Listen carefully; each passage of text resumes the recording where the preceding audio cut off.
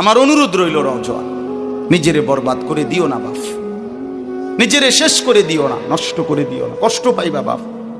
একদিন কবরে তোমার 14 গোষ্ঠীর কেউ থাকবে না, একদিন হাসরের ময়দানে তোমার পাশে কেউ থাকবে না, তুমি শুধুই একা।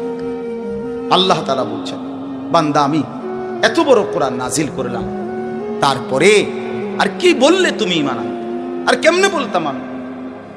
নবীজি জিজ্ঞেস করবে, খোদার কসম নবী জিজ্ঞেস করবে, উম্মত 23টা বছর আমি দিন রাত কাঁদছি রে উম্মত, তুই জানোস না উম্মত আমি তোর জন্য কি পরিমাণ কাঁদছিলাম।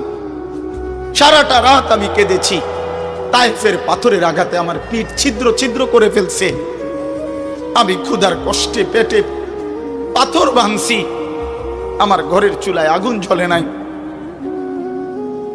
আমি দান শহীদ করে সারাটা দেহ রক্ত মাখা হয়ে বেহুশ হয়ে উহুদের প্রান্তরে পড়েছিলাম, এত কাঁদলাম, এত রক্ত ঝরাইলাম, 23 বছরের বিনিময়ে উম্মত আমি বুঝি তোর কলজাটা নরম করতে পারলাম না। কি বলবেন ভাইয়া? এই ছেলেরা বাপ কি বলবা তোমরা? বলো দোস্ত।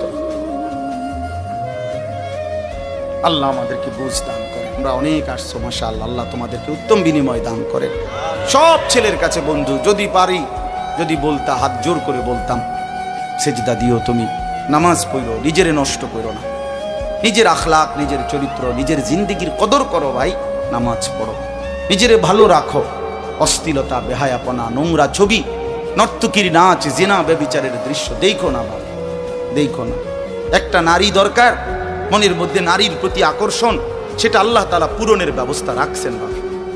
বিবাহের হালাল ব্যবস্থা আল্লাহ রাখছেন, মানুষের প্রত্যেক চাহিদা পূরণের জন্য যিনি চাহিদা দিয়েছেন তিনি পূরণেরও ব্যবস্থা রাখছেন, ঠিক কি না বলেন? ক্ষুধার চাহিদা আল্লাহ দিছেন, তো আল্লাহ তাআলা রিজিকও তো দিছেন। তৃষ্ণার চাহিদা আল্লাহ দিছেন, তো পানিও তো আল্লাহ দিছেন। যে যৌবনের চাহিদাও আল্লাহ দিছেন, তো সেটার জন্য হালাল বিবাহের ব্যবস্থাও তো আল্লাহ তাআলা রাখছেন। তো নষ্ট হয়ে যাওয়া কেন? নিজেরে বরবাদ করে দেওয়া কেন ভাই? আমার আল্লাহ যেন জিজ্ঞেস করছে, হায় আমার ইমানদার বা, আমি না তোমারে মুসলমান বানাইলাম, তোমারে না আমি সর্বশ্রেষ্ঠ রাসূল দিলাম, নবী মুহাম্মদ সাল্লাল্লাহু আলাইহি সাল্লামের চাইতে সর্বশ্রেষ্ঠ রাসূল আর কেউ আছে?